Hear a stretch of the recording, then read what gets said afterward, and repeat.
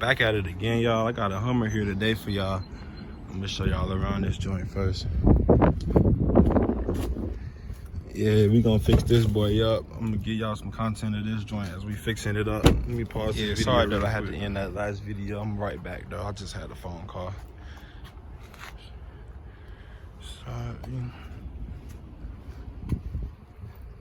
I don't know if I was getting to the inside. I think I was. Showing y'all the inside.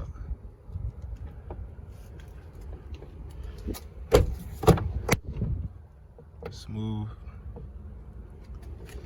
Do y'all think I should put a 392 in this joint though? Or like a SRT? Could y'all see that? A SRT in the Hummer? Y'all let me know what y'all think about that. SRT in the Hummer situation.